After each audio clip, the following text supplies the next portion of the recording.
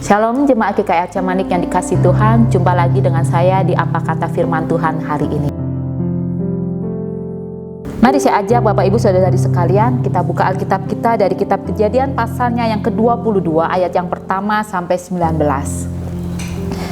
Di Kejadian 22 ayat yang pertama sampai 19 yang menjadi bacaan pada hari ini, kita mengetahui kisah Abraham di mana Abraham diuji oleh Allah. Kepercayaan Abraham diuji, RAI memberi judul seperti itu.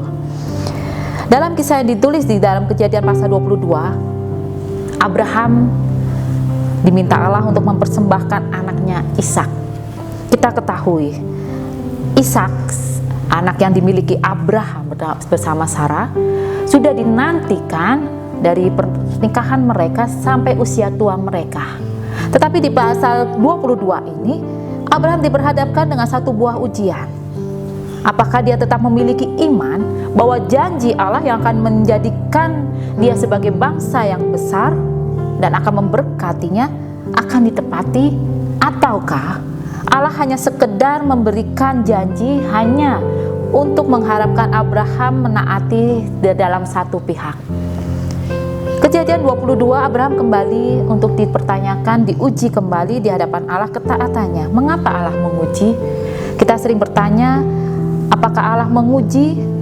Apakah Allah mencobai? Jika kita melihat dari bahasa Ibrani, kata menguji diambil dari kata nisa, di mana arti kata nisa ini menunjuk sebuah ujian yang akan mengungkapkan iman secara murni. Jadi Allah memberikan ujian kepada Abraham bukan tanpa tujuan atau hanya ingin mengambil apa yang menjadi milik Abraham semata, tetapi Allah ingin mengetahui sejauh mana imannya dimiliki Abraham benar-benar murni, ditunjukkan, diperuntukkan bagi Allah. Dan kemudian dari bahasa kata nisa, tujuan dari ujian imam ini adalah untuk memperkuat karakter dan komitmen Abraham. Apakah Abraham seorang yang akan dipakai Allah menjadi bapa bagi bangsa besar, benar-benar berkomitmen dan memiliki karakter yang kuat, yang taat kepada Allah. Yang menarik bagi saya adalah di ayat ke-7 dan ke-8, di mana dikatakan di situ Ishak kepada Abraham menyebutnya Bapa. Padahal kalau kita ketahui dari ayat ini, kita ketahui Ishak adalah seorang anak yang tidak lagi kecil, tetapi seorang anak di mana dari badannya sudah memiliki postur badan yang sebesar bapaknya. Tetapi dikatakan di situ Ishak tidak sama sekali menolak atau tidak sama sekali melawan tindakan Abraham mengikat, bahkan dia tidak mempertanyakan kembali siapakah yang akan dikorbankan. Dikatakan di situ Ishak begitu mempercayai Abraham.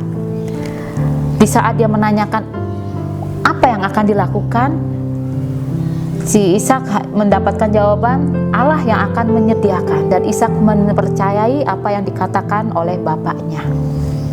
Abraham juga seperti demikian. Seperti sikap seorang anak yang mempercayai Allah sebagai seorang bapa yang tidak akan pernah ingkar janji. Seorang bapa yang tidak akan pernah mengecewakan anak-anak yang dikasihinya. Jemaat yang dikasihi Tuhan, kisah hidup Abraham menjadi kisah ketaatan. Kita semua sudah banyak mempelajari tentang kisah Abraham. Menjadi kisah ketaatan bahkan di masa sulit sekalipun, Abraham menunjukkan tetap memilih taat kepada Allah, bahkan saat diperhadapkan untuk menyerahkan anaknya sebagai pilihan yang sulit, mau taat atau mau memilih anak yang dikasihinya. Kita ketahui sebagai manusia sudah memiliki sifat kodrati sebagai makhluk yang harus taat. Betul, karena sejak dari kandungan kita harus menjadi makhluk yang taat. Kita harus bisa menjadi makhluk yang taat, minimal kita menaati untuk makan. Kemudian saat kita sudah menjadi manusia yang lahir di dunia, kita harus menaati lagi untuk bagaimana kita bisa bekerja sama untuk bertumbuh, makan, bernafas, bertumbuh.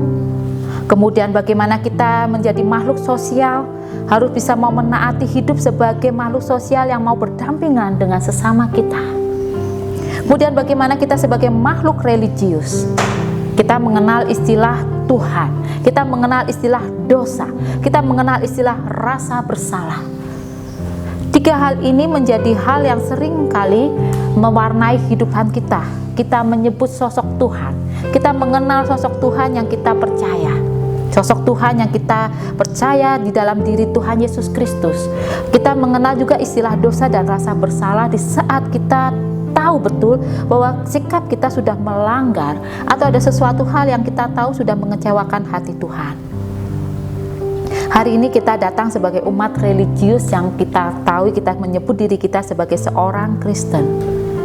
Ada satu hal yang ingin saya ajak Bapak Ibu Saudari sekalian untuk kita renungkan bersama.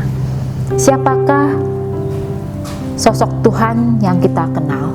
Siapakah sosok Tuhan yang kita percaya kita harus taati? Apakah kita mengenal betul sosok Tuhan yang kita percaya ini? Sosok Tuhan yang dimana kita diminta untuk menaatinya? Ketaatan adalah panggilan hidup. Ketaatan adalah sesuatu yang harus kita lakukan. Tetapi yang menarik dari kisah Abraham, kita tidak semata-mata hanya taat tanpa ada tujuan, taat tanpa ada satu sosok yang perlu kita andalkan. Sosok yang kita taati ini adalah sosok yang kita bisa percayai, sosok yang benar-benar memegang teguh janjinya kepada anak-anak yang dikasihinya. Sehingga saat kita mau menunjukkan sikap taat, bukan sebagai ketaatan yang membabi buta, tetapi ketaatan yang benar-benar memiliki satu sosok yang patut betul kita percaya. Ada satu jaminan bahwa saat kita mau taat, yang kita taati ini adalah sesuatu jalan yang benar. Kebenaran yang kita taati adalah sesuatu yang membawa kita kepada kehidupan. Mari jemaat yang dikasih Tuhan, mulai dari diri kita sendiri, kita mau menata hidup kita mau menata sikap kita mau melihat kembali, mengenali sosok Tuhan, kita mau menata kembali komitmen kita untuk menaati Tuhan. Menaati tidak hanya sekedar datang beribadah, menaati bukan sekedar kita mau memberikan diri ambil bagian di dalam pelayanan, tapi kita mau menempatkan diri kita, mempercayakan hidup kita, kemudian kita mau menjalani apa yang sudah Tuhan ajarkan. Bahkan Tuhan Yesus sudah melakukan sendiri melalui hidupnya menjadi teladan buat kita. Jemaat yang dikasih Tuhan, ketaatan kita pada Tuhan adalah untuk menuntun kita kepada kehidupan. Biarlah ketaatan kita menghasilkan berkat dan menghasilkan damai sejahtera yang mengiringi sampai akhir hidup kita. Selamat beriman dan selamat berproses dalam hidup ketaatan. Tuhan Yesus memberkati. Amin.